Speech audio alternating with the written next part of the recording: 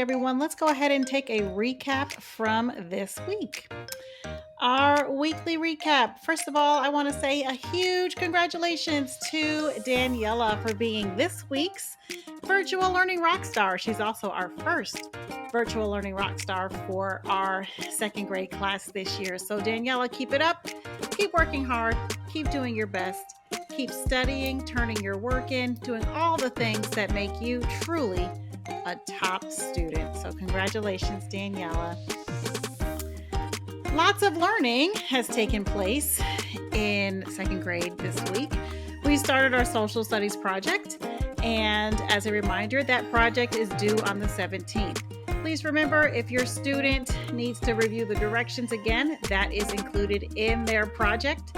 There's a screenshot of the directions as well as a video of the directions where I'm walking the students through the project step by step and explaining it to them. We have started our writing essay project, and right now your student should be well into the drafting process of their writing. Okay, so we've been working in our writer's notebook. We've been doing lots of research. Your student should be definitely, they should have information that they found on their place that they'd like to visit. We have been working on this now for the past week. Independent reading, please make sure your student is completing this every day. Right now, the time allotted is 15 minutes. Students can read more than 15 minutes a day, but all I'm asking for right now is 15 minutes. If your student is not reading for 15 minutes each day, you will have received an email from me. So please make sure they are reading. They must be reading 15 minutes a day. We know that that's the only way that they are going to grow as a reader if they are practicing daily. As far as app work, please make sure your student each day is completing Dreambox and Amira and any other apps that are being required or asked of them. So just like independent reading for 15 minutes, students should be working with Amira for 10 minutes each day, and they should be completing Dreambox for 15 minutes each day. We have another resource for students. You might want to have them take a look. A lot of students are getting confused, or maybe they have a question. What time do I come back? I don't know my schedule. So what I did was I made a student-friendly schedule. This can be found in the Student Resource Hub, right along with our regular schedule and our math and reading group schedule. So unless otherwise communicated, we'll be sticking to our regular schedule to ensure that I can give everyone the best attention possible. I will not be sending out reminders when students aren't with me. Please note that students who are late will be marked absent. I've created 2 schedules, which again can be found in the Student Resource Hub. Actually, there's 3 schedules here, but I've created at least 2 for students to look at. That can be found in the Student Resource Hub. Unfortunately, there's nothing more that I can do on my end to get students to class. So it's up to you as the parent to make sure your student is where they need to be and they are on time and they stay in class for the duration of class. So please speak to your kiddo about this. Now would also be a good time to go ahead and check those absences. See if your student has any absences, because remember, some of my students do have a lot of absences and it's only September. So we're going to want to make sure we nip that in the bud and make sure that our student is where they need to be on time for the duration of class. A lot of my students told me they have not watched this video yet.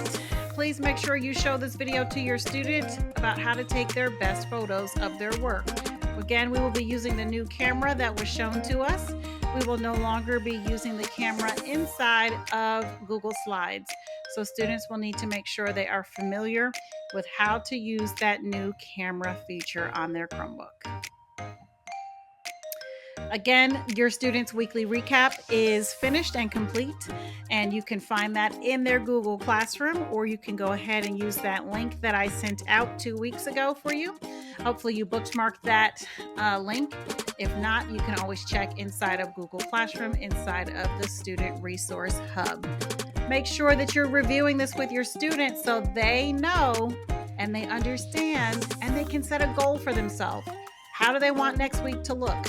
What are some things they can change right now to make next week an even better week? What are some things they can continue doing to make sure that next week is a great week? A few reminders heading into next week. Attendance, again, unless otherwise communicated, we'll be sticking to our regular schedule. Students will be marked absent when they are late.